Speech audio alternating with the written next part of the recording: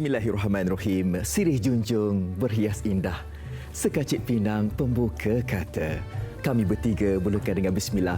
Pastikan anda kekal bersama kami di MHI TV3. Hari Jumaat kena dengan lagu ini tadi kan. Okey, saya Fazli Fuad hari ini bersama dengan anda berdua. Saya Marcella Hassan dan juga saya Sofia Nur Solihatun. Assalamualaikum semua. Semoga dalam keadaan yang sihat, bersemangat ceria pagi Jumaat ini. Hari ini 19 Februari 2021 bersamaan dengan 7 Rejab 1442 Hijrah. Dah masuk bulan Rejab ya? Bulan Rejab. Okey, sebelum ni Januari akhir, Rejab, lepas tu Syakban, Ramadan. Kita lebih kurang daripada 2 bulan lagi untuk kita menghadapi orang kata bertemu dengan bulan Ramadan, sebab dikabarkan pada 13 April nanti kita akan menyambut hari Ramadan yang pertama. Dan apa persediaan kita dalam menghadapi bulan Ramadan, dan sekarang bulan Rejab kan, kita digalakkan untuk melakukan banyak amal kebaikan. Antaranya kita boleh bersedekah dan melakukan kebaikan. Itu antara perkara-perkara sunat yang boleh kita lakukan dalam bulan Rejab ni. Ya, insya-Allah lah. Sebenarnya kalau kita nak dapatkan pahala ni kan, sebenarnya tak perlu untuk kita nak tunggu bulan Rejab kan. Bulan-bulan yang lain pun kita boleh juga untuk kita kumpulkan pahala. Tetapi ada yang mengatakan bahawa anda kata kalau kita ni berpuasa di bulan Rejab ni, pahalanya itu akan digandakan nanti. Tapi tak apalah, berkaitan dengan bulan Rejab nanti saya akan bertanyakan kepada Ustaz lah. Jadi mungkin ada kemusykilan, persoalan berkaitan dengan bulan Rejab ni, saya akan tanyakan kepada Ustaz Fawaz sebentar lagi. Tapi apapun, kami nak bagi tahu ataupun ramai yang nak tahu berkaitan dengan SOP yang telah pun dilonggarkan semalam. Betul.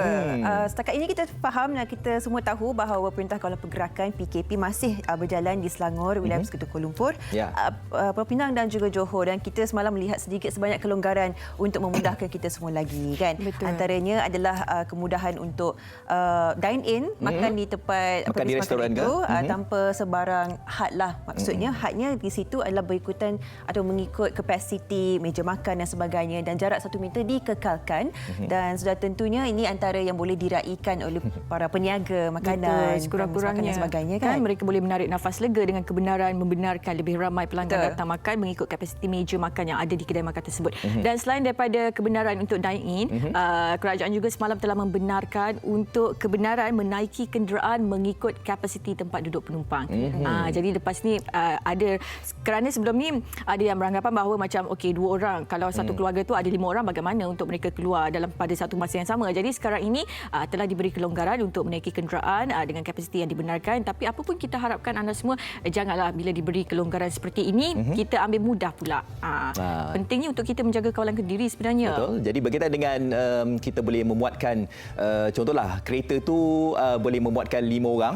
Jadi awak janganlah naik 10 orang. Tiba-tiba semua muat mungkin kan. Kan duduk bonet ke apa kan. Jadi kan nak sumbatkan lagi kan. Banyak kan sebenarnya ramai yang cuba nak rentas daerah negeri sebagainya, dia letak anak dia kat bonet belakang tu. Belakang tu kan. Jadi tolonglah jangan kita ambil peluang ini untuk mencari peluang membuatkan perkara lebih sukar lagi untuk kita semua membendung penularan ini. Kita kena ingat segala yang diterapkan oleh kerajaan ini untuk keselamatan kita, bukan kita sengaja untuk ialah dikurung dan sebagainya. Ini untuk kesihatan kita dan jangka masa panjang. Dan satu lagi SOP, kalau Masila, Sofia tengok saya duduk di tengah-tengah ni berpakai baju Melayu ni seperti orang nak apa?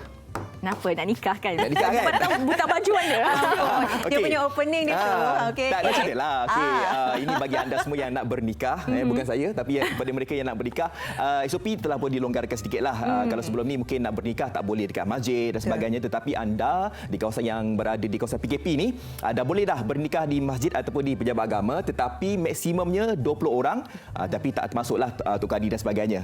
Tapi anda yang berada di kawasan di luar PKP boleh membuatkan kapasiti 50% di lokasi masjid ataupun di tempat kita nak nikah di pejabat agama tu. Maknanya kalau 30 orang boleh muat di kawasan itu, cuma 15 orang saja yang dibenarkan berada pada kawasan tersebut. Betul, itu antara salah satu langkah untuk mengekang penularan COVID-19. Kita jangan tularkan ya. Penting kan untuk kita sentiasa mengingati antara satu sama lain. Kalau Sofia terlupa saya ingatkan, Fazil terlupa saya peringatkan.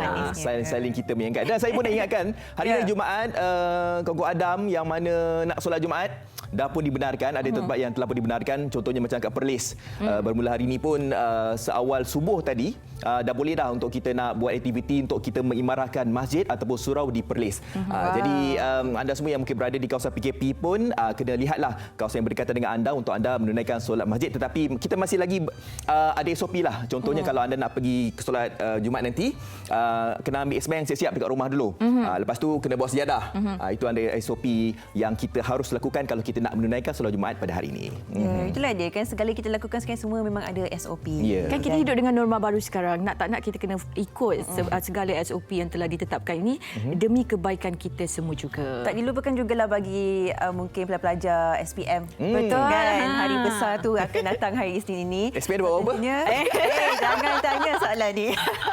Ini adalah satu saat yang getir dan menduduki peperiksaan yang cukup besar itu dalam keadaan norma baru ini juga satu cabaran yang besar lah daripada segi pembelajaran sebelum ini, detik-detik akhir ini, bagaimana pelajaran mereka kita akan mengetahui dari segi spiritualnya, segi persediaan emosinya, nanti juga bagaimana kita nak anak-anak kita membiasakan diri dengan SOP, dengan segala norma baru dalam menduduki peperiksaan yang cukup besar ini.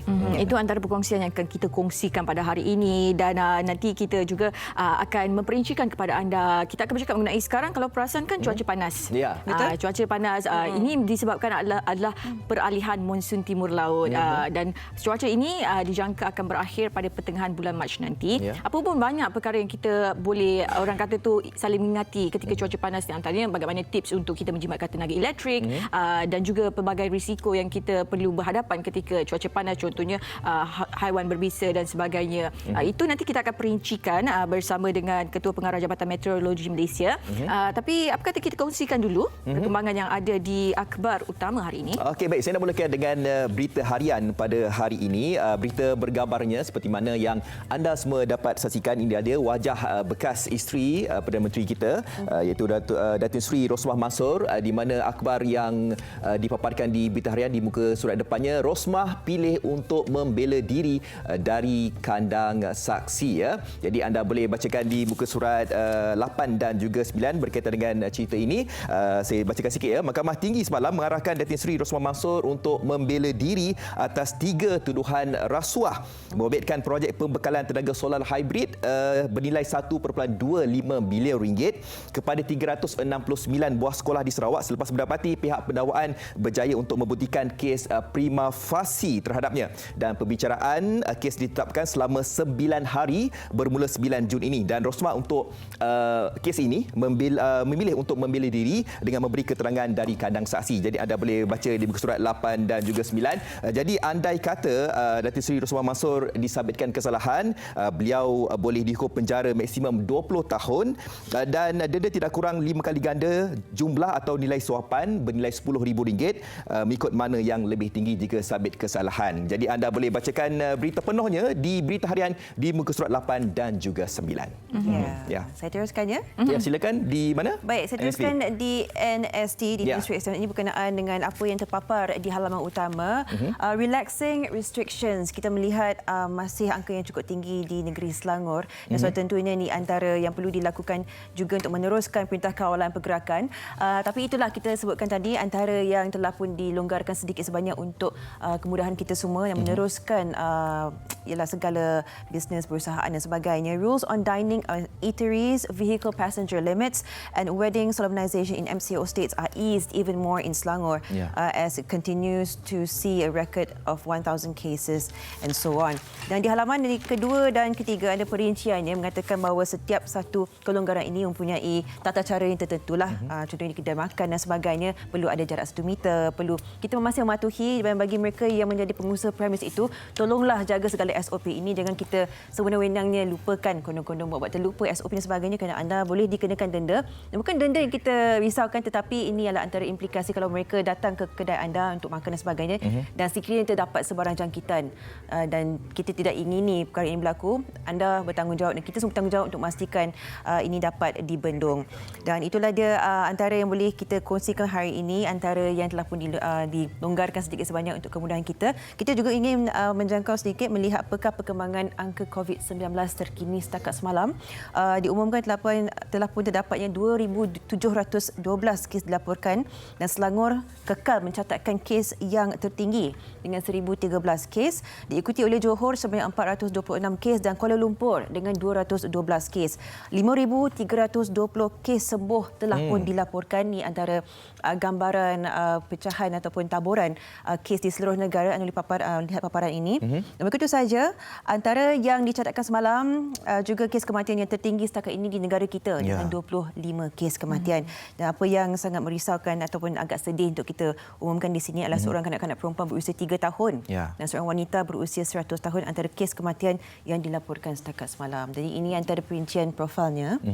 Dan kami harapkan ini memberikan sedikit sebanyak peringatan kalau anda mempunyai sesiapa sahaja ahli keluarga anda dalam kalangan warga emas itu, mereka mempunyai tahap mobiliti ataupun tahap kesihatan tidak begitu baik, anda perlu berwaspada dengan tahap kesihatan mereka dan tolonglah jaga pergerakan mereka yang kita sayangilah. Betul. Walaupun kita telah pun mendapatkan perkabaran berita yang senang juga untuk kita dengarkan, untuk kita dapatkan kelonggaran SOP yang telah pun diberikan daripada pihak kementerian, daripada MKN sendiri, tetapi kita harus menjaga SOP kita lah.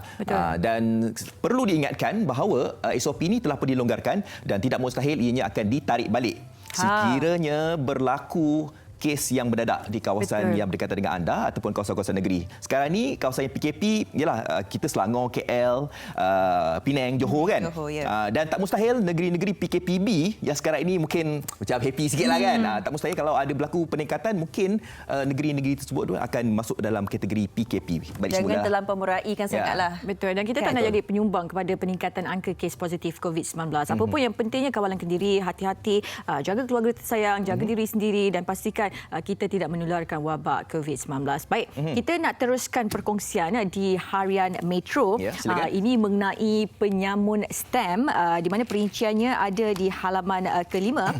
Katanya di sini bahawa 3 tahun curi duit kerajaan, SPRM tahan 7 ahli sindiket jual stem hasil pelekat PLKS iaitu Pas Lawatan Kerja Sementara, babitkan kerugian jutaan ringgit dan hasil operasi mendapati sejumlah 2,500 keping stem hasil kerajaan bernilai RM250 dan juga RM10 yang keseluruhannya bernilai 12.5 juta ringgit dirampas dalam operasi yang diadakan secara besar-besaran di sekitar ibu kota. Dan stem yang bernilai RM250 itu dijual di pasaran gelap dengan nilai RM40 hingga RM60, manakala stem hasil kerajaan yang bernilai RM10 dijual dengan harga RM5 hingga RM6 setiap satu. Maknanya dijual separuh harga, sangat murah. Dan seterusnya sindiket ini dipercayai melakukan aktiviti tersebut sejak 3 tahun yang lalu dan ini menyebabkan mereka mengaut keuntungan bernilai jutaan ringgit. Dan kita harapkan perkara ini dapat diselesaikan dengan segera dengan penangkapan daripada suspek-suspek. Apapun itu antara perincian ataupun berita yang ada di Harian Metro. Pastikan anda dapatkan Harian Metro dan juga akhbar-akhbar utama yang lain untuk pelbagai topik-topik dan juga berita dan tanah air dan juga luar negara. Baik. Dan kita juga ada satu untuk diwawarkan. Ini untuk anda semua.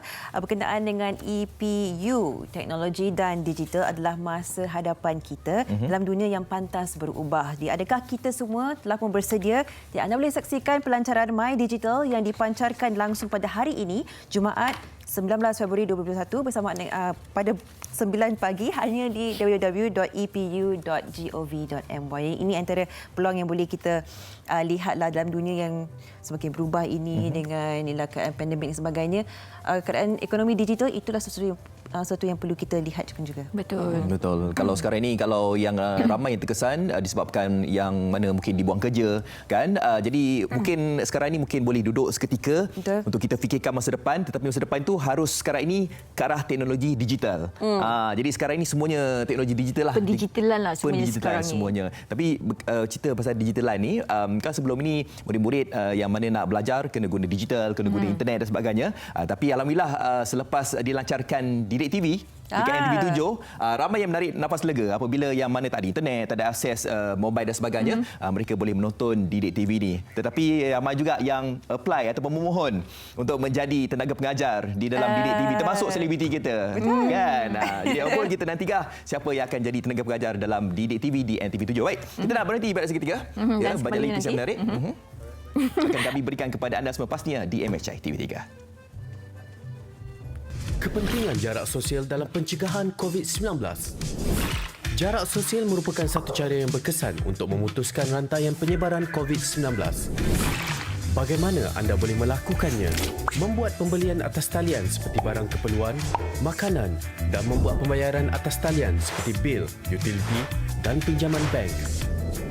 Jika terpaksa berurusan di luar, pastikan anda mengamalkan jarak sekurang-kurangnya 1 meter daripada individu lain seperti membeli makanan di restoran, mengisi minyak di stesen minyak, membuat urusan di ATM atau bank, membeli barang keperluan di pasar raya, menggunakan kemudahan pengangkutan awam, membeli ubat di farmasi. Jika membuat pembayaran di kaunter, guna pembayaran elektronik secara PayWave seperti kad kredit, kad debit dan e-wallet. Anda bosan? Lakukan aktiviti fizikal di rumah seperti melakukan regangan, berjalan sekitar rumah, berlari setempat, naik dan turun tangga, lompat tali dan berkebun. Jangan anjur atau hadir majlis sosial atau keagamaan seperti majlis hari jadi, majlis perkahwinan dan ceramah agama. Anda juga boleh berinteraksi dengan orang luar melalui aplikasi atas talian seperti Skype, WhatsApp, video call dan FaceTime. Letakkan tangan di dada sebagai tanda hormat dengan ucapan salam bagi menggantikan bersalaman dan bersentuhan. Jauh semeter namun kekalkan interaksi. Bersama-sama putuskan rantaian COVID-19.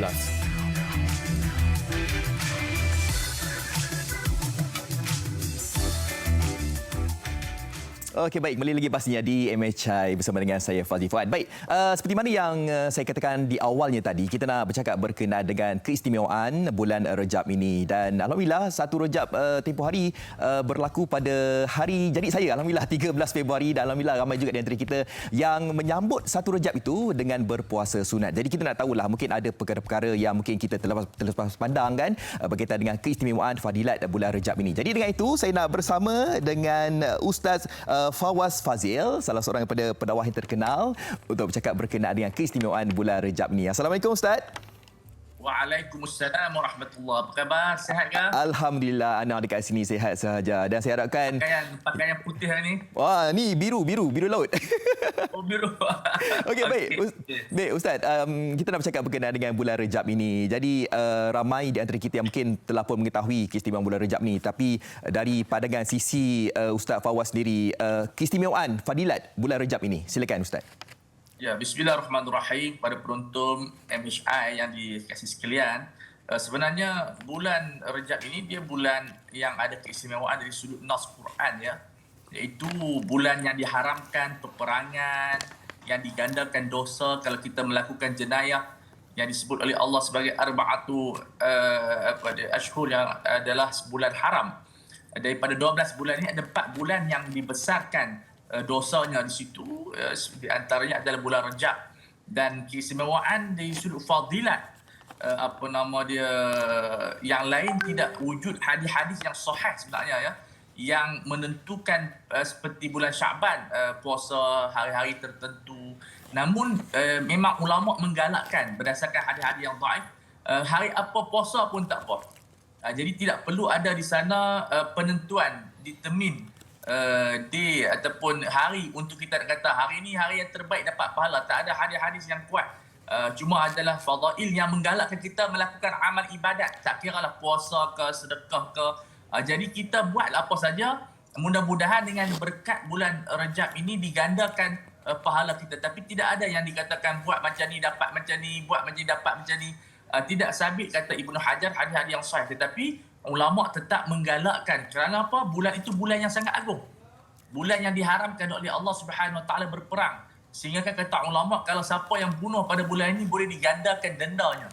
Maknanya kalau dalam Islam dikenakan 100 ekor unta, kita boleh gandakan lagi. Dari situ kita menyatakan bulan ini bulan yang barakat. Dikatakan berlakunya Al-Isra' wal Mi'raj. Dan kita perlu, apabila bulan ini barakat, kita tumpanglah. Tumpang sedekah, tumpang berdoa, tetapi tak boleh kita i'tiqad satu perkara fadilat yang besar kerana tidak wujud hadis-hadis yang sahih ataupun hasan yang makbul. Kerana ulama ahli sunnah menyatakan al-fadilatu tu'khadhu minal khabar. Fadilat atau kelebihan itu mesti datang daripada Rasulullah sallallahu alaihi wasallam. Ala kulli hal ataupun apa keputusannya, bulan ini bulan yang sangat mulia, perlu kita pelajari rahsia dan kita mesti menghormati sebagai bulan yang tidak boleh kita bergaduh lah. Itu sebagai satu ringkas. Betul, Ustaz. Ustaz mungkin boleh kongsikan sebab pemahaman kita sekarang ni, kalau kita ni nak kumpul pahala yang lebih, kita ni cuma macam berpuasa sunat, kita ni membaca Al-Quran. Tetapi kadang-kadang ada antara kita yang macam terleka, alpa ataupun terlupa, ada juga perkara-perkara kecil yang kita boleh lakukan. Sebenarnya ianya juga boleh kita dapatkan ganjaran pahala ketika bulan Rejab ini. Mungkin Ustaz boleh kongsikan juga.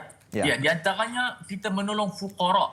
Sebenarnya apabila kita gagal, sekarang ni kita memang gagal ke haji, ke umrah dan sebagainya. Ibadat yang paling besar kita memberi makanan kepada fuqara.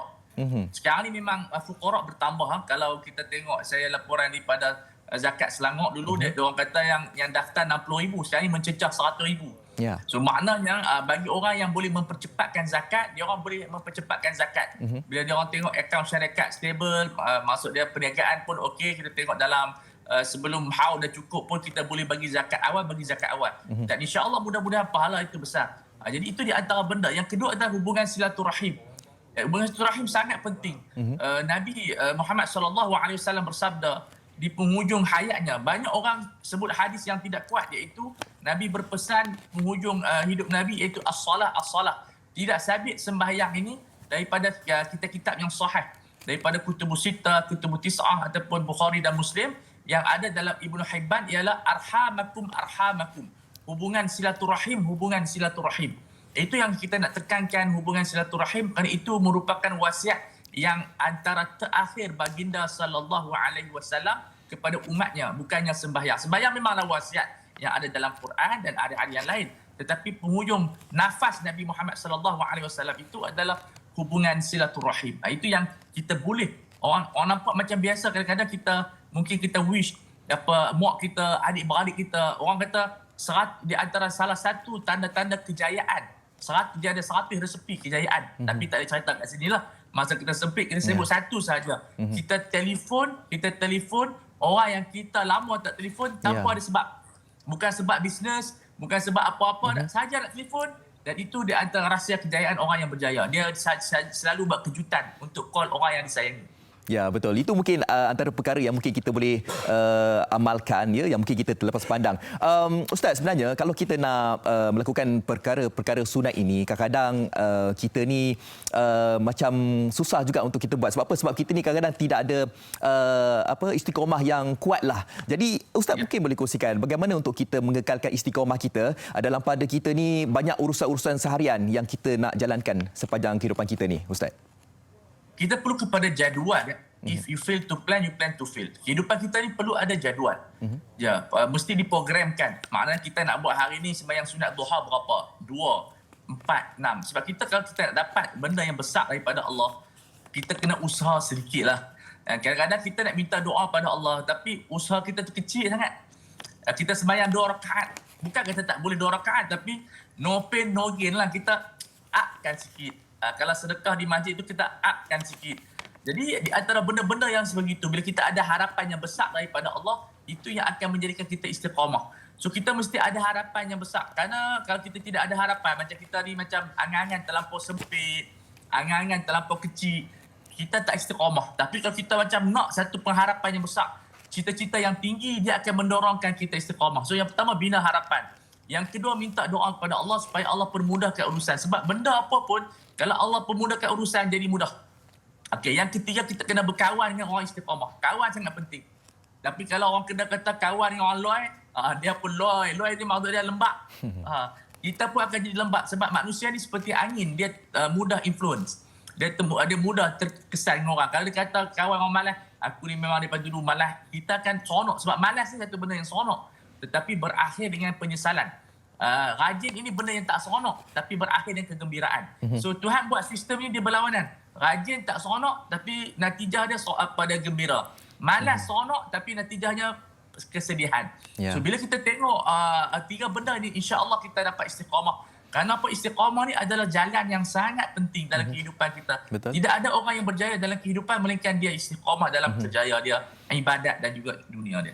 Ya, insya-Allah lah. Terima kasihlah Ustaz kerana menjadikan kepada kita 3 perkara tersebut untuk kita kekal istiqamah. Dan betul, saya setuju apa yang Ustaz katakan tadi. Kalau kita berkawan dengan orang yang tidak istiqamah ni, memang hanyutlah kita kan. Jadi kita harus berkawan dengan orang yang baik-baik. Baik, terima kasih Ustaz di atas masa yang diberikan. Sama-sama, barakallahu fiik. Ya, insya-Allah. Jaga diri Ustaz. Assalamualaikum. Waalaikumsalam warahmatullahi. Baik, itu dia Ustaz Fawaz Fazil, penceramah bebas bercakap berkenaan dengan bulan Rejab ini. Bulan Rejab ini adalah bulan yang sungguh mulia di mana berlakunya peristiwa Isra' dan Mi'raj. Baik, kita nak berhenti pada seketika. Sekejap nanti kita nak bersama Sofia. Sofia akan menebur ramah Dr. Haji Muhammad Fazlillah Kamsah berkaitan dengan persediaan kita untuk peperiksaan SPM. Segalanya di MHI TV3. Didik TV berkesan membantu pelajar kerana pelajarannya mudah difaham. Nanti masa Didik TV convenient kerana kita dapat akses dengan mudah. Bila adanya Didik TV ni, pelajar-pelajar ataupun anak-anak boleh tengok TV bersama-sama, belajar bersama-sama mengikut jadual yang telah ditetapkan. Sekolah menengah lain, sekolah rendah lain. Jadi kalau misalnya mereka terlepas, mereka boleh mengulang semula di YouTube ataupun dia akan ada ulang siar di TV juga. TV pendidikan adalah salah satu wadah yang sangat menarik dan interaktif yang dapat menarik minat pelajar untuk belajar. Selain itu, ianya juga turut membantu murid untuk menguasai teknik-teknik pembelajaran dan membantu meningkatkan kefahaman murid dalam subjek-subjek tertentu. Rasa sangat gembira apabila mendapat tahu akan ada Didik TV. Dalam rancangan Didik TV ini, saya dapat pelajari banyak benda. Antaranya ialah dari segi teknik-teknik dan cara-cara untuk menjawab soalan-soalan SPM. Selain daripada itu juga, saya dapat jadikan Didik TV ini sebagai rujukan sampingan saya selain daripada kelas online yang dianjurkan oleh guru-guru sekolah.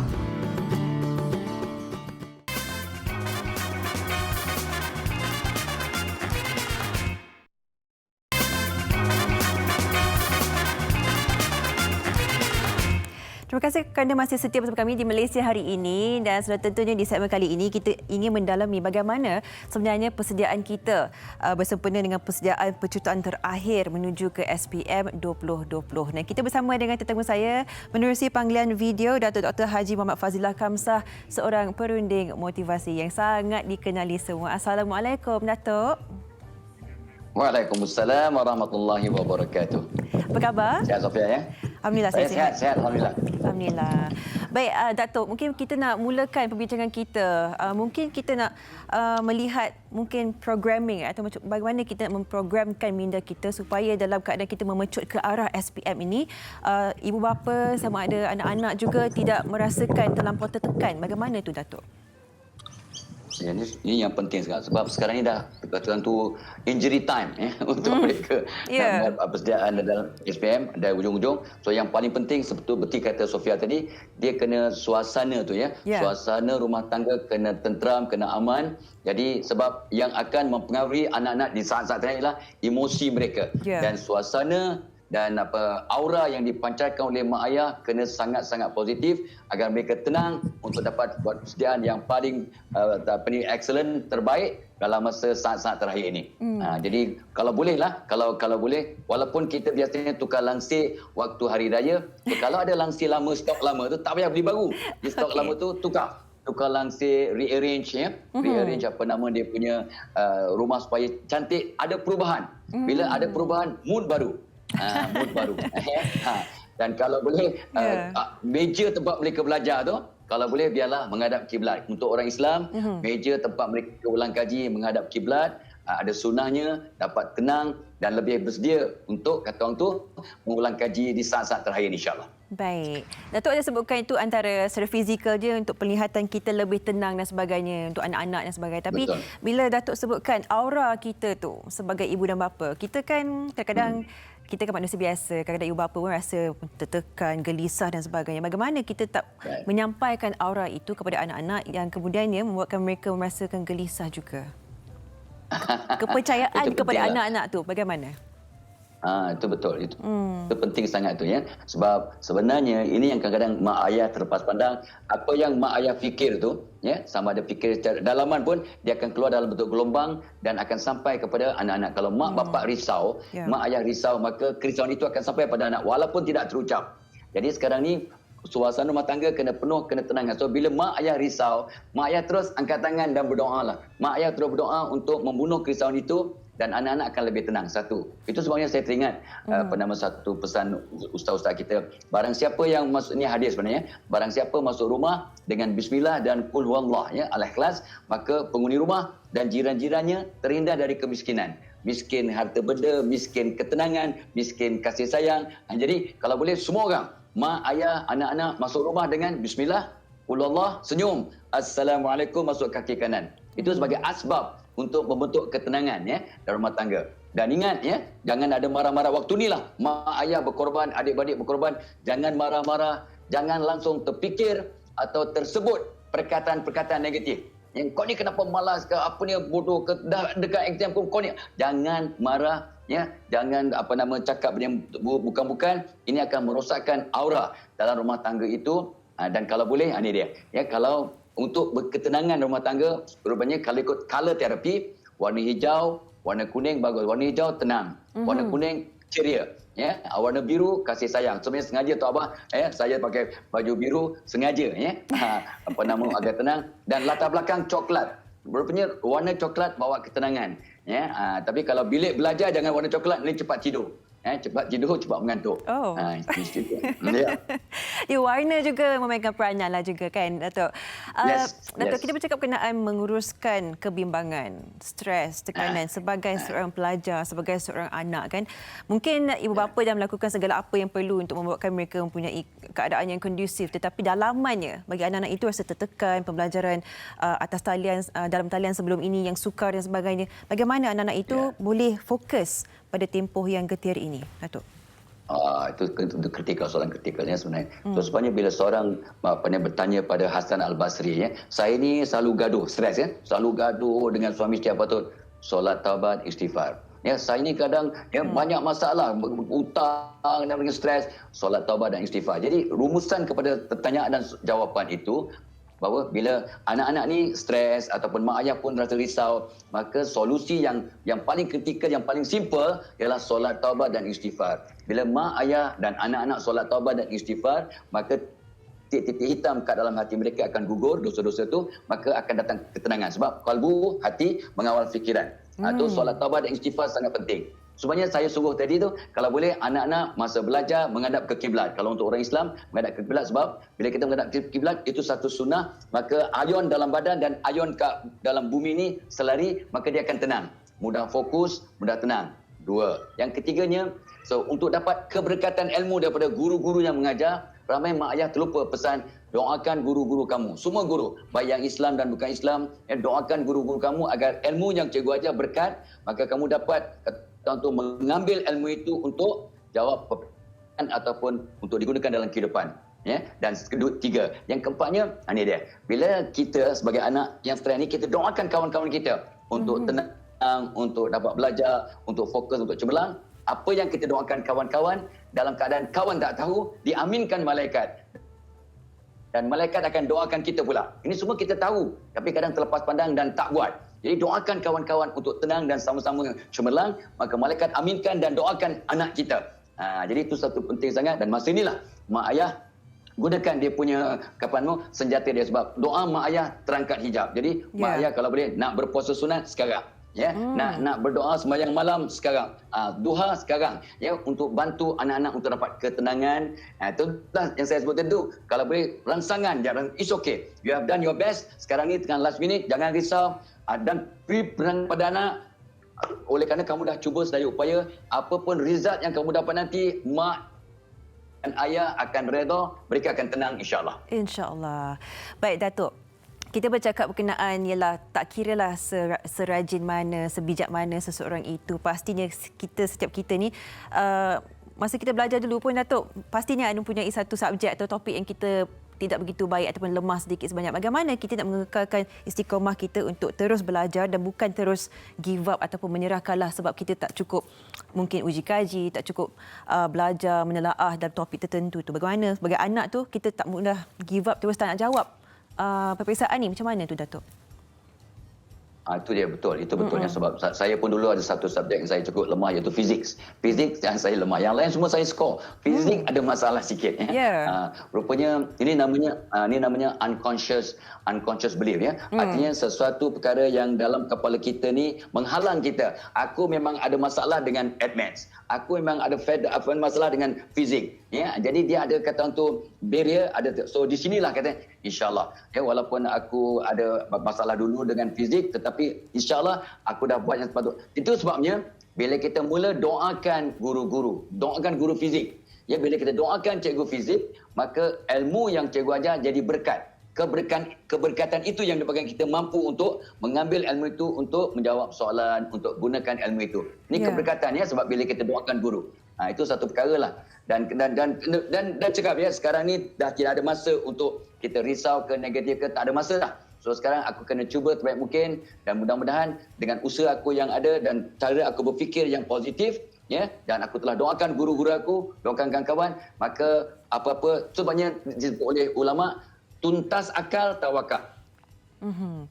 Baik, Datuk, kita sudah sedia maklum mendengar semua ini diberikan motivasi oleh Datuk sendiri. Tapi hakikatnya, secara realistiknya kan, kalau Datuk nak bagi satu nasihat yang terakhir lah bagi sesiapa saja pelajar yang menduduki peperiksaan ini, adakah sekepil sijing ini menentukan segalanya pada masa depan kita? Ini untuk memberikan sedikit sebanyak gambaran penuh bagi anak-anak kita ni supaya tidak begitu tertekan kata-kata akhir daripada Datuk sendiri. Itulah sebenarnya sebagai contoh kata akhirnya, saya masa SPM result bagus lah ya, aggregate 13 ya, ada kawan saya dia ambil SPM aggregate 81 9 subjek, 9 subjek aggregate 81, artinya 9 kali 9 semua subjek fail. Ya, selepas 10 tahun saya jadi seorang pensyarah, gaji katalah 2-3 ribu. Kawan saya yang gagal SPM, ya, dia jadi seorang usahawan, pendapatan atau gajinya satu bulan 50 ribu. Jangan cakap siapa pandai siapa bodoh. Ya. Jadi artinya ya, SPM itu penting tetapi ia bukan segala-galanya. Do your best, ya, tapi kena buat yang terbaik. Maka lepas tu maka biarlah Tuhan yang menentukan. Tapi jangan patah semangat ya. Ya, kerana kita tak cemerlang dalam SPM tapi rupanya ada kecemerlangan dalam aspek lain. So teruskan membantu membangunkan diri, insya-Allah akan berjaya. Don't worry, ya, but do your best dalam SPM ni. Dan jangan kata aku tak ada harapan lah masa depan kalau gagal. Tak ada. Ya, sebab segala-galanya SPM cuma salah satu je cabang. Banyak lagi di luar sana untuk kita memperbaiki diri ataupun untuk membangunkan diri, insya-Allah. Insya-Allah. Betul, Datuk. Memang dunianya sangat-sangat luas. Diharapkan semua pelajar kita ini kekal bersemangat sampailah ke akhir kertas terakhir SPM nanti. Kita ucapkan terima kasih kepada Datuk Dr. Haji Muhammad Fazlul Kamsah meluangkan masa memberikan sedikit sebanyak push untuk anak-anak kita menduduki SPM Isnin ini. Terima kasih, Datuk. Sama-sama, Sofia. Terima kasih pada semua. Ya, terima kasih. Baik. Itulah tadi kita dapat melihat sedikit sebanyak doa kita adalah satu senjata yang penting. Doa ibu bapa, doa kita kepada guru, rakan-rakan dan sebagainya. Jadi gunakan itu, kekalkan ketenangan anda dan ibu bapa. Tolonglah jangan berikan apa-apa lagi tekanan bagi anak-anak kita. Ini adalah tempoh yang sangat penting bagi mereka semua. Kita akan berehat seketika. Sekembalinya kita akan melihat bagaimana sebenarnya apakah situasi sebenar cuaca panas yang kita hadapi sekarang ini. Adakah disebabkan penghujung atau perubahan cuaca berkenaan monsun timur laut bersama dengan rakan saya Marsilah Hasan. Segalanya di MHI. Bagaimana COVID-19 merebak? Situasinya begini. Terdapat 4 watak dalam situasi ini iaitu Ali, Bob, Chen dan Dewi. Ali telah dijangkiti COVID-19. Ali mudah untuk dikesan kerana menunjukkan gejala jangkitan pernafasan. Ali keluar berjumpa Chen. Mereka bersalaman. Peluang untuk Chen dijangkiti sangat tinggi. Chen juga berpotensi menjangkiti orang lain. Ali dan Chen mudah dikenal pasti melalui pengesanan kontak, dikuarantin dan dirawat. Dalam perjalanan Ali untuk berjumpa Chen, Ali terbatuk ke arah Bob dan berlakunya jangkitan COVID-19 kepada Bob tanpa disedari. Masalah di sini, bagaimana untuk mengesan Bob dan kontak Bob? Bob dan kontaknya tidak sedar yang mereka telah dijangkiti dan berpotensi menyebarkan COVID-19 kepada orang lain walaupun tidak bergejala. Jika Bob dan kontak Bob mula menunjukkan gejala COVID-19 dalam tempoh 14 hari, mereka wajib ke pusat saringan serta mendapatkan rawatan. Rantaian jangkitan COVID-19 dapat diputuskan. Dewi pula hanya duduk di rumah membeli barangan keperluan atas talian dan berkomunikasi dengan rakan melalui alat telekomunikasi. Jika Dewi keluar rumah dan tidak mengamalkan langkah-langkah pencegahan, Dewi juga mungkin mendapat jangkitan. Tempoh 14 hari merupakan inkubasi COVID-19. Langkah pencegahan yang boleh diambil adalah kerap cuci tangan dengan sabun dan air atau gunakan hand sanitizer. Jarakkan diri sekurang-kurangnya 1 meter daripada individu lain.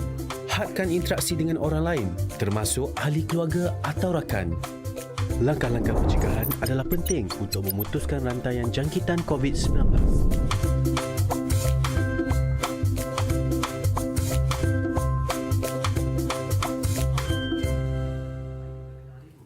Baik, anda masih lagi bersama kami di Malaysia hari ini. Ingat, pastikan anda sentiasa menjaga kebersihan diri, jaga penjarakan fizikal dan pakai pelitup muka dalam langkah untuk kita mengekang penularan wabak COVID-19. Baik, kalau anda perasan kebelakangan ini, cuaca agak panas terutamanya di sekitar utara semenanjung Malaysia. Dan untuk pengetahuan anda juga, cuaca panas pada bulan Februari ini yang tertinggi yang dicatatkan adalah sebanyak 36.2 darjah Celsius. Namun anda jangan bimbang kerana itu adalah fenomena biasa yang berlaku sepanjang bulan Februari dan juga April sepanjang tahun. Dan untuk mengetahui lebih lanjut mengenai fenomena cuaca panas ini, kita akan mendapat maklumat yang terperinci bersama Ketua Pengarah Jabatan Meteorologi Malaysia, Encik Jailani Simon yang sudah bersedia di talian sekarang ini. Selamat pagi. Selamat pagi. Assalamualaikum. Waalaikumsalam. Apa khabar? Baik, Alhamdulillah. Okey, baik Encik Jailani, mungkin kalau boleh Encik Jailan kalau boleh jelaskan kepada kami dan juga penonton Malaysia hari ini mungkin apa yang menyebabkan antara risiko yang bakal berlaku disebabkan cuaca panas yang melanda ketika ini. Okey, yang pertama sekali memang keadaan suhu akan meningkatlah. Jadi biasanya dalam bulan 2 sampai awal bulan 4 ni biasanya suhu akan meningkat. Kalau di utara Semenanjung terutamanya boleh mencapai sampai 37 degree Celsius. Tapi setakat ni keadaan masih lebih rendah berbanding tahun-tahun sebelum ni lah. Jadi bagaimanapun kita sentiasa bersedia untuk mengawasi keadaan ini. Yang keduanya adalah dari segi bekalan air. Ada beberapa kawasan mungkin sudah mengalami masalah kekurangan air lah ya. Jadi biasanya dalam antara bulan fasa kedua monsun timur laut ni kita mengalami keadaan cuaca yang agak kering. Jadi kita kena jimat air lah sikit. Jadi ketika cuaca panas ni penjimatan air sangat penting dan digalakkan ya? Ya, betul-betul. Sebab kita tak nak berlaku macam tahun-tahun lepas ya, di mana kita mengalami masalah empangan sampai kering dan air tidak mencukupi dan terpaksa hantar lori-lori dan sebagainya. Jadi itu terutamanya dalam keadaan COVID sekarang ni kita kena berhati-hati lah. Baik, Encik Jailan, pastinya ada sebab dan juga punca berlakunya cuaca panas ini. Kalau boleh Encik Jailan terangkan kepada kita semua apa punca dan juga sebab berlakunya fenomena cuaca panas ni, Encik Jailan. Okey, sebenarnya apa yang berlaku adalah perkara biasa ya. Ini memang setiap tahun macam ni. Bila selepas musim tengkujuh, jadi masuk je bulan 1, bulan 2 tu keadaan cuaca mula kering. Terutamanya di utara Semenanjung, di kawasan Kelantan dan juga di pendalaman-pendalaman Pahang dan Perak ya. Jadi ini setiap tahun berlaku, tapi tahun ni sebenarnya adalah alhamdulillah kita tidaklah seteruk tahun lepas. Tahun ni kita keadaannya tidak sekering dan sepanas tahun lepas buat masa ni lah. Tapi kita masih memantau ya. Jadi ini biasanya memang berlaku apabila angin monsun timur laut tu mula berubah arah. Jadi biasanya kita dapat daripada Laut Cina Selatan, tapi bila hujung-hujung fasa monsun timur laut ni, kita akan mendapat angin yang melalui kawasan di Indo-China. Jadi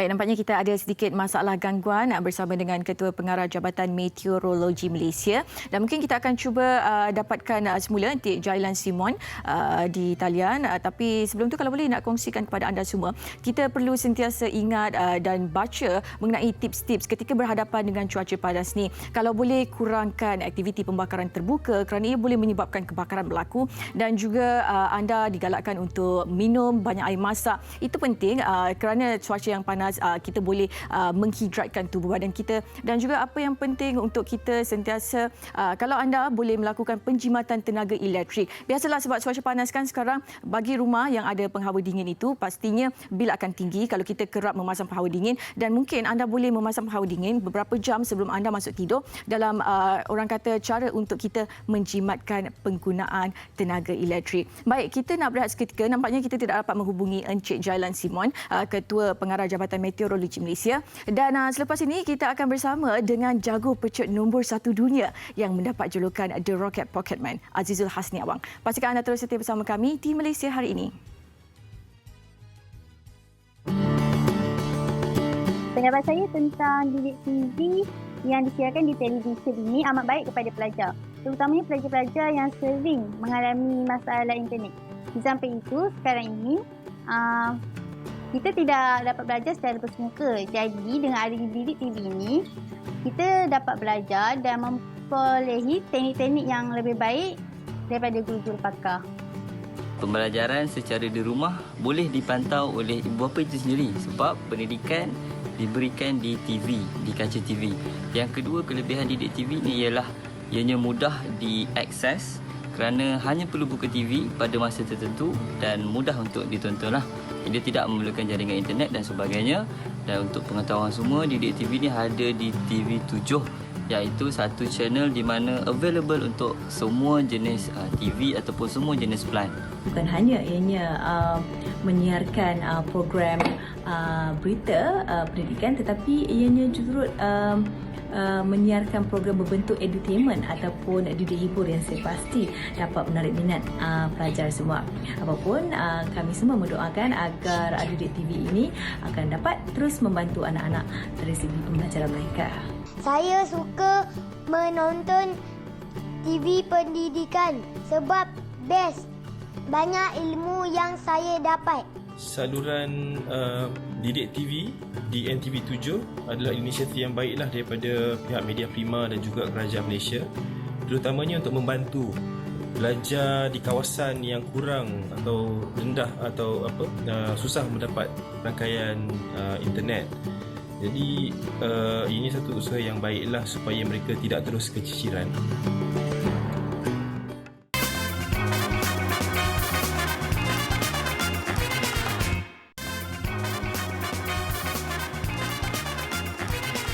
Baik, terima kasih kepada anda semua yang masih lagi kekal bersama dengan kami di MHI TV3. Awal jam 8 pagi tadi kan? Ya, betul. Pastikan anda terus setia bersama kami sehingga jam 9.30 pagi nanti. Kita nak cakap berkaitan dengan sukan ni. Betul. Kan? Kita bangga sebab Datuk Nicole and David kan baru-baru ini telah pun dianugerahkan sebagai anugerah atlet terunggul sepanjang zaman sukan dunia. Kan? Dan kita juga mendapat perkabaran berita yang gembira. The Pocket Rocket Man. Jijo pula telah pun merangkul ni dunia ni, nombor 1 dunia acara sprint ataupun pecut, dan juga nombor 2 dunia dalam acara kegemarannya iaitu Kirin. Dan hari ini sekarang ni kita ingin bertanya kabarnya baru saja selesai snap lockdown di Melbourne di Australia, dan kita ingin melihat apakah keadaan Azizul Hasni di sana, dan bersama kita menerusi jam talian. Ya. Dan ready ya. Assalamualaikum, selamat pagi. Waalaikumsalam, selamat pagi semua. Apa khabar? Sihat, alhamdulillah. Azizul sihat? Saya alhamdulillah sihat. Cuma penat sikit lah baru lepas habis berlatih. Penat, and then lepas ni nak pergi solat Jumaat, and then sesi petang lah later. So alhamdulillah semua okey. Baru kita dapat visual sekarang ni kan. Kabarnya semalam hari Azizul baru memulakan latihan di Velodrome semalam selepas lockdown. Yes, semalam adalah hari yang terakhir untuk hari pertama selepas kita lockdown, snap lockdown selama 5 hari. So actually masa saya lockdown pun kita boleh training sebab regulation kat sini professional athletes still boleh continue training with the permit. So tak ada apa-apa masalah lah. Cumanya latihan di gym tu saya terpaksa buat di rumah lah kerana gym semua tutup sebelum ni. Walau bagaimanapun kita dah back to normal, tapi everyone tak boleh take it easy lah. Kita kena still lagi pakai face mask kalau kita pergi any indoor venue, contohnya pergi beli grocery dan sebagainya. Still kena pakai face mask, dan kalau gathering tu pun dia ada limit number lah. Baik.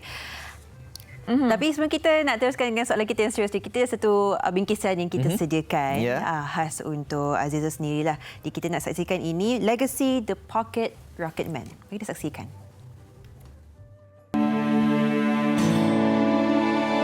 Azizul Hasni Awang, nama yang tidak asing lagi dalam sukan berbasikal negara. Berasal dari Dungun Terengganu, anak ke-8 daripada 9 beradik ini amat meminati bidang sukan sejak kecil lagi. Ketangkasan yang dimiliki telah melonjakkan namanya di persada dunia sehingga digelar The Pocket Rocketman. Pelumba berusia 33 tahun ini mula menempa namanya di peringkat antarabangsa setelah beliau memenangi pingat perak dalam acara pecut trek berbasikal pada Kejohanan Dunia 2009 di Switzerland. Sudah jatuh ditimpa tangga, bapa kepada 2 orang anak ini pernah mengalami insiden ngeri apabila kakinya tertusuk kayu trek pada siri Piala Dunia Klasik 2011. Dia cuba untuk melintas saya dan Cesar, tapi dia berada di atas. Dia macam mengimpit saya ke bawah. Jadi tapi saya rasa mungkin dia ada teknikal sikit. Dia jatuh dulu, and then daripada jatuh tu bawa dia menyebabkan saya dan juga pelumba lain jatuh lah.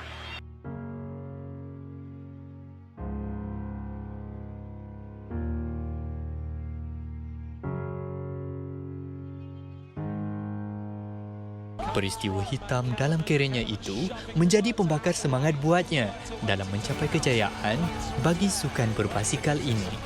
On Awang go around the outside. Awang's just going to bounce his way off. The Glazer is boxed in. Awang is now going for this. Awang is going for the medal. Awang is going to be the world champion. Awang wheelies across the line to take the world title.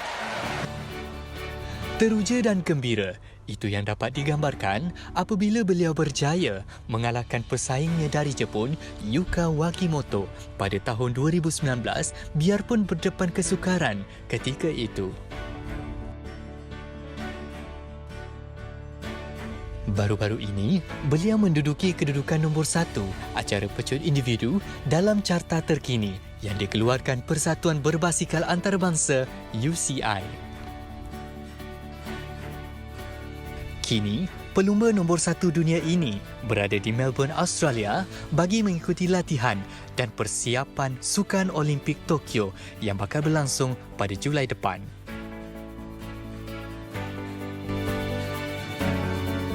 Baik, itu tadi sedikit bingkisan paparan perjalanan kerjaya Azizul Hasni Awang. Baik Azizul, kalau melihatkan kepada bingkisan yang disediakan tadi, apa perasaan Azizul? Apa yang terkenang, terimbau Azizul sendiri melihat video tersebut?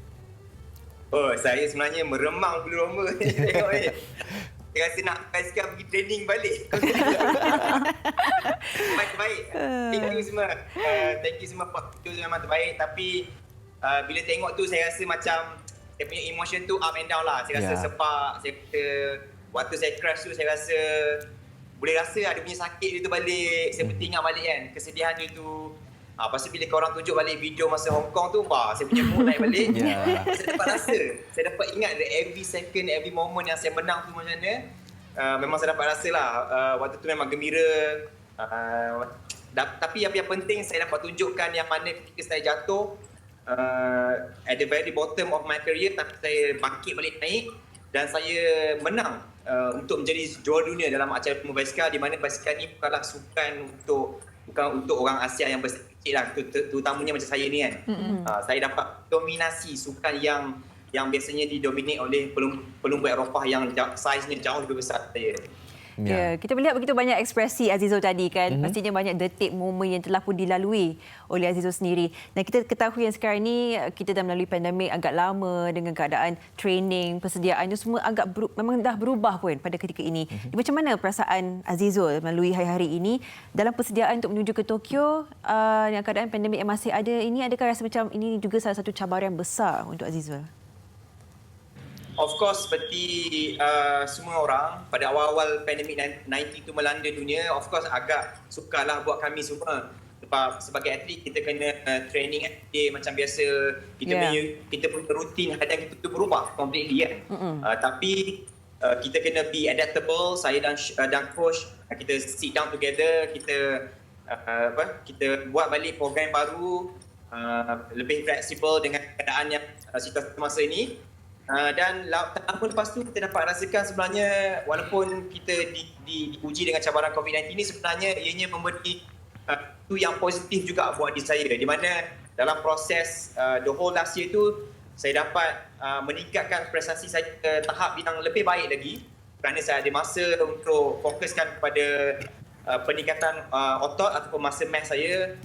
Dan kalau dapat dilihat pada awal tahun tu saya memenangi kejohanan Australian Championship, pelumba luar foreigner pertama yang memenangi Australian title. Jadi saya memang rasa macam bersyukur lah. So kita percayalah setiap ujian tu dia akan ada nikmat dia, reward dia.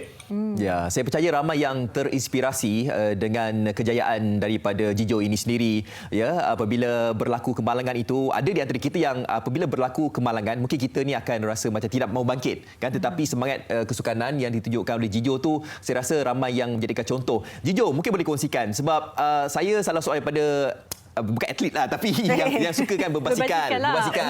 Jadi mungkin ada tips yang boleh diguna pakai sebab dilihat daripada kriteria kepada mereka yang ingin menjadi juara sprinter ni, harus memiliki seperti di baratlah tubuh yang besar, komposisi otot tu yang padu dan sebagainya. Bagaimana apa yang membuatkan Azizul sendiri boleh menjadi juara saiz yang berlainan dan sebagainya? Apa yang membuatkan Azizul boleh bergelar juara ini? Mungkin boleh kongsikan tips untuk yang mana sukakan aktiviti berbasikal ni. Silakan, Jijo. Okey, banyak daripada kita memfokuskan kepada satu elemen saja, iaitu kekuatan fizikal untuk pergi jauh dalam sukan. Tak kira sukan basikal ke, bola sepak ke, olahraga dan sebagainya. Tapi ramai daripada kita tidak fokus ataupun tidak mengambil macam penting akan kepentingan kekuatan mental. Sebenarnya ini adalah nombor satu.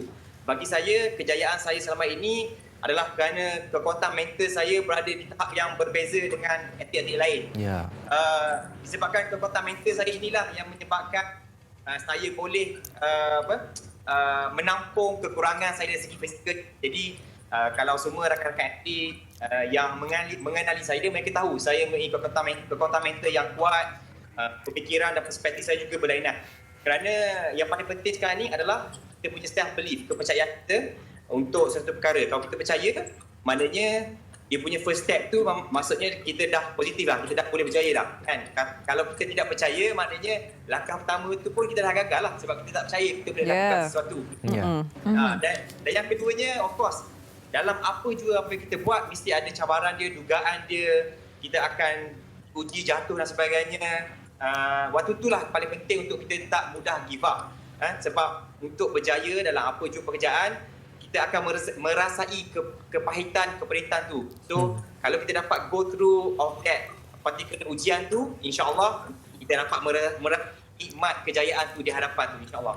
Insya-Allah. Apa rutin sebenarnya bagi Azizul? Macam persediaan tu satu, tapi hari sebelum masuk ke gelanggang, masuk ke velodrome, apa rutin yang membuatkan pada hari itu bertanding tu macam mindset sangat-sangat kuat, memang tak fikir benda lain, fokus tu adalah 100%.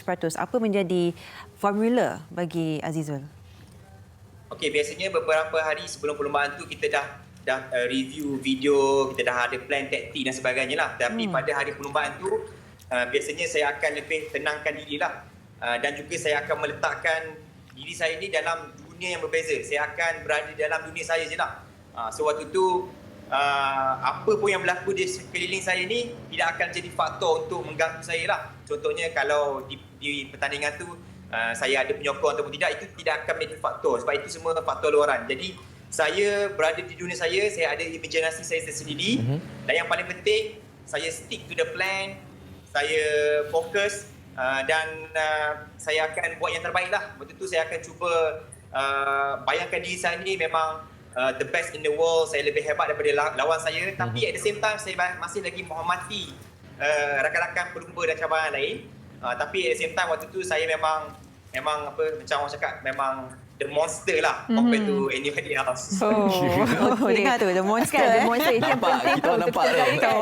Okey, baik Azizul, dalam usaha memburu emas pertama di Olimpik Tokyo pada Julai depan, bagaimana cara Azizul untuk mengekalkan momentum, yalah bila lockdown tu tak boleh berlatih di velodrome dan sebagainya. Apa yang Azizul lakukan untuk mengekalkan momentum sebab Julai dah nak dekat ni dan Amirul pula dan Azizul pula ingin memburu emas di Tokyo. Of course, semua elemen kita kena jaga. Latihan, kita ada latihan on the road, latihan di gym, latihan di track tu. Of course, kita kena jaga. Pemakanan, suatu elemen yang penting juga. Pemakanan kena jaga, kena cukup nutrisi yang betul. Penting untuk recovery dan development of the muscle growth dan sebagainya. Rehat juga amat penting. Kerana rehat juga merehatkan kita daripada latihan harian yang high intensity tu untuk kita recover untuk the next training juga. So benda-benda semua ni kita kena put in one place lah. Dia bukan 1-2 benda je kita jaga. So bagi saya jaga semua benda yang boleh meningkatkan performance saya dan memastikan saya berada di landasan yang betul. Okey, baik. Kita ingin melihat kejayaan Jijo ini sebagai salah satu daripada mungkin motivasilah kepada rakyat Malaysia yang berada dekat Malaysia ni. Sebagai pengakhirannya mungkin Jijo boleh kongsikan apakah harapan yang ingin dikongsikan kepada jutaan rakyat Malaysia. Silakan. Of course, saya berbesar hatilah di mana kisah ataupun perjalanan hidup dan karier saya ini dijadikan contoh oleh setengah pihak di luar sana. Yeah. Bagi saya, apa yang saya lakukan ni of course bukan untuk diri saya saja, tapi untuk menjadikan sumber inspirasi dan motivasi kepada mereka di luar sana. Kalau saya, Azizul Hasni Awang, seorang remaja daripada kampung Dungun yang bersaiz kecil dapat menaklukkan hidupnya, kenapa tidak anda doakan kita orang Malaysia ni memang hebat, itu boleh lakukan. Saya dah buktikan, kalau saya boleh lakukan, kenapa tidak anda? Jadi di samping itu, saya ingin memohon kepada seluruh rakyat Malaysia supaya dapat mendoakan saya rakan-rakan yang lain supaya dapat membawa pulang emas di Tokyo tidak lama lagi.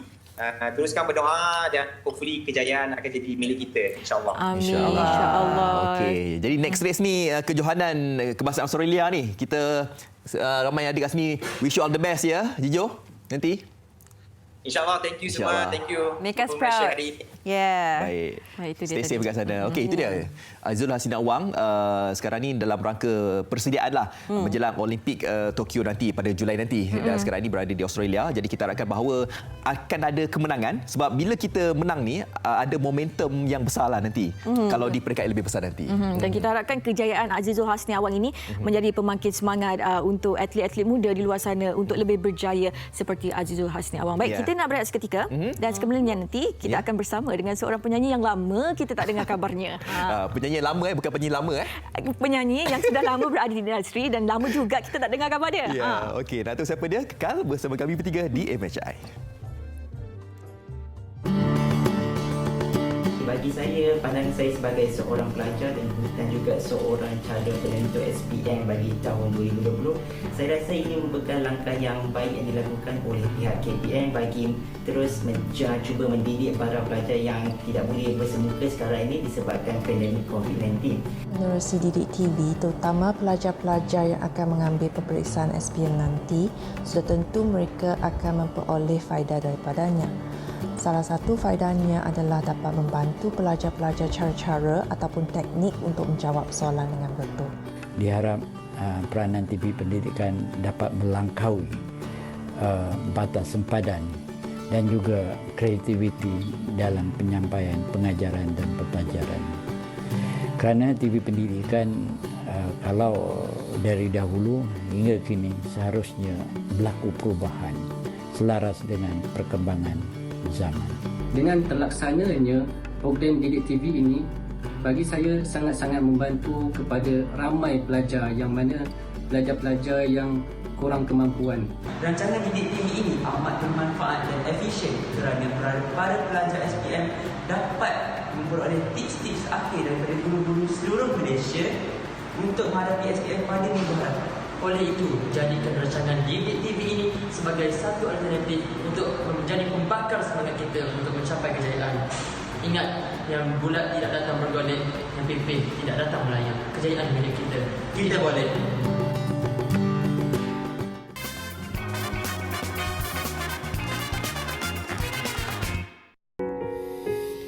Aku selalu teringatkan kamu. Tak pernah pun terduga ku bisa rasa begitu. Ku coba mengerti perasaan ini, beranikan diri, luah hasrat hati. Sukarnya ku menafi segala firasat ini. Adakah mungkin kau jua rasa begitu?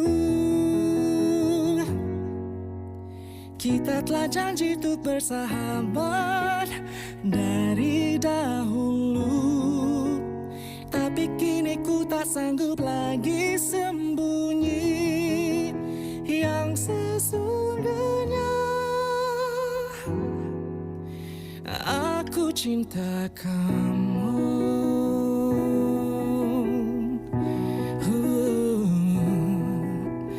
Aku selalu merindukan suaramu.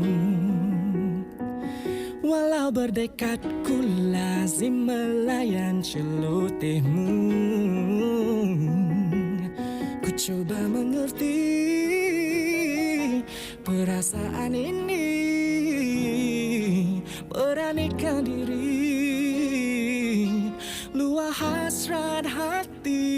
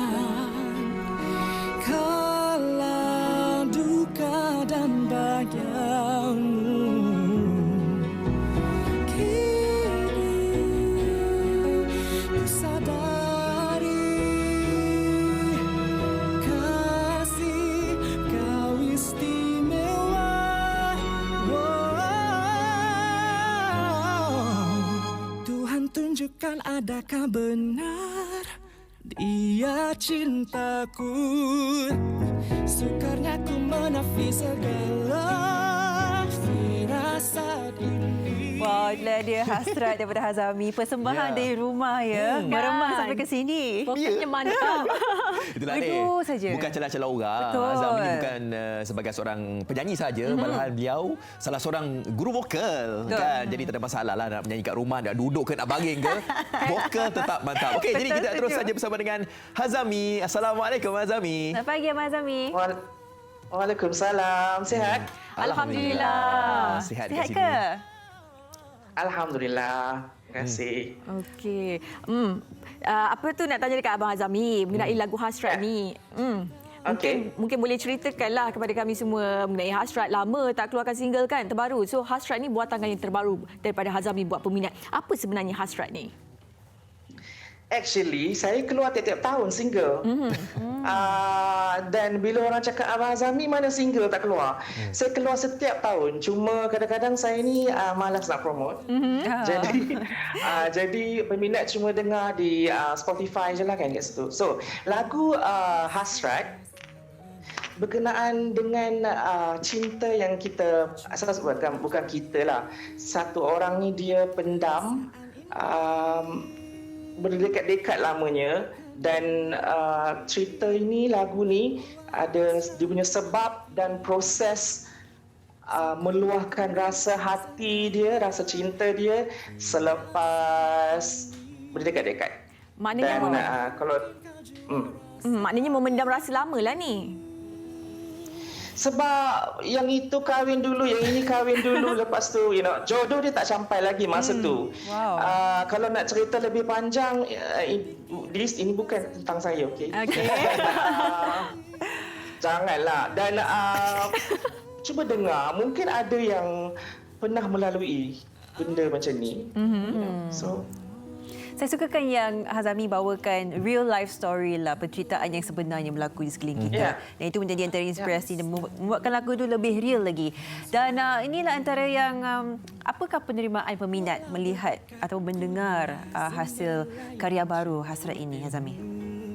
Sebenarnya peminat selalu cakap Abang Hazami, Uncle Hazami, dia cakap, dia tanya mana lagi macam Mungkir Bahagia, macam mana lagi macam Sonata Musim Salju. Saya kali ini saya buat kejutan, saya keluarkan satu melodi yang ringan dan baru keluar berhari je sebenarnya, dan takut peminat terkejut. So just relax, just chill, jangan kelang kabut, just dengar, take your time, ambil masa dengar. Saya tak hilang lagi saya punya ballad-ballad tu. Cuma ini sesuatu yang baru lah kot untuk saya. Sedikit melodi yang ringan macam sedikit berbeza lah berbanding dengan yang sebelum ni, Sonata Musim Salju. Mungkir Bahagia kan. Tapi sebenarnya Hazami bukan sahaja boleh menyanyikan lagu bergenre ballet macam ni kan. Sebab Hazami pun pernah juga nyanyi lagu Katakanlah, Dengarkanlah, Percayalah. Kan? Okey. Masa tu you all umur berapa? Masa tu 2005. Janganlah tanya umur. Ya Allah, Hazami. saya sekolah lagi. Bang. Okey. Jadi maknanya dekat sini Hazami memang untuk waktu sekarang ni 2021, okey, itu tahun 2005 lagu berentak macam itulah kan, rancak dan sebagainya. Okey, untuk tahun 2021 ni memang Hazami memang nak fokuskan kepada genre sebegini atau bagaimana Hazami? You tanya soalan ini dengan seorang penulis lagu. Kejap lagi saya plan something. Lepas tu kejap lagi dia keluar macam lagu nasyid ataupun lagu ketuhanan. Sebab sekarang ni saya tengah settle satu lagu rancak ni. Tapi kejap lagi orang kata kenapa lain macam lagu rancak ni kan. So formula saya tu dia lain. Jadi bila you tanya, saya tengah siapkan lagi satu single baru ni sebenarnya, tapi takut peminat terkejut lagi. Kenapa lagi lain ni? Mana Hazami punya identiti? Ada kat situ. Cuma mungkin I tukar balik kepada ballad kot. I don't know. Tu just tunggu je lah kot. I tak berani janji. Maknanya penghasilan lagu yang Hazami lakukan berdasarkan mood ketika itu ataupun situasi perasaan ketika itulah. Kalau happy, happy lah lagunya. Kalau sedih, macam mood macam orang kata jiwa kacau sikit, lagu melo lah yang keluar. Actually ini you punya point sangat-sangat bagus sebenarnya. Sebab saya berani keluar melodi ringan macam ni sebab saya tahu kita dalam suasana yang melawan pandemik kan. Dan takkan nak bagi ballad putus cinta lepas tu, I was thinking macam tak apalah, bagi lagu yang relax sikit dengar, lepas tu bagi relax sikit. Zami, kita nak tanya lah, bukan saja seorang penyanyi, seorang pengubah lagu, pencipta lagu, tetapi juga seorang guru vokal profesional. Jadi dalam pandemik ini ataupun bertahun-tahun ini melihat lagi ramai lagi nak menjadi artis, lagi ramai yang menjadi penyanyi. Jadi bagaimana? Adakah Zami melihat ini everyone can sing pada ketika ini ataupun terdapatnya hanya kriteria tertentu sahaja pada seorang individu yang menjadikan seseorang itu boleh menjadi penyanyi yang outstanding? Bagaimana? You see, you bagi point yang lagi bagus lagi kali ini. Saya diberitahu oleh management saya bahawa berpuluh-puluh request untuk saya buat online vocal training dan saya tak boleh buat vocal training online. Kejap lagi macam mana nak cubit ke macam mana nak jeritkan ke. jerit tu okey, tapi tak pecah mic dekat orang punya phone tu lah. Sebab for me memang ada tu, tapi kita buat lepas ni kot, bila dah habis PKP ataupun bila habis pandemik ni dan ada vaksin kan lepas ni, so insyaAllah okey. So nak jadi penyanyi yang hebat, you have to work hard lah. Dari segala segi sebenarnya. Dan selalu kita macam show tak show. Saya seorang yang show tak show. Tapi bantai juga sebab ada permintaan. Dan saya cubalah sedaya upaya kan. Dan kena work hard lah. Ya, itu kata kunci yang kita perlu ambil lah. Work hard sebenarnya. Sebab ada kadang artis ni macam misi segera je kan. Betul. Satu lagu dah sudah. Kan. Jadi lagu tu pun kena power juga, suara pun kena vokal pun kena mantap juga. Baik Hazami, all the best ya Hazami. Saya dan juga semua kat sini doakan diberikan kesihatan ya, dan juga semoga majulah dalam industri ini, dan juga semoga dapat menghasilkan lagu-lagu yang berkualiti. Bukan saja untuk artis lain, malahan untuk Hazami sendiri insya-Allah. Okey, baik Azami. Thank you, terima kasih. Hai. Bye. Assalamualaikum. Waalaikumsalam. Okey, jadi anda semua boleh sokong Azami dengan lagu terbarunya yang bertajuk Hasrat, dan saya sempat tengok dekat YouTube dah ada dah dimuat naik dekat YouTube tu. Buat peminat-peminat Hazami yang rindukan suara Hazami, boleh dengarkan lagu Hasrat di YouTube. Dan nampaknya kita dah sampai sinilah. Okeylah. Isnin ni kita akan bawakan topik berkenaan sangat-sangat penting, program imunisasi COVID-19 kebangsaan. Ini yang nantilah setiap permulaan datangnya COVID kat negara kita, akhirnya ada juga kelibat vaksin itu. Kita harapkan yang terbaik dan kita akan perincikan Isnin ini. Betul. Okey, jadi kita nak tinggalkan anda Malaysia hari ini, edisi hari Jumaat ini dengan lagu medley daripada persembahan Hazami. Medley ini adalah lagu gabungan antara lagu Mukir Bahagia dan Kata. Okey, kita jumpa lagi nanti. Assalamualaikum. Terima kasih. Bye-bye. Bye.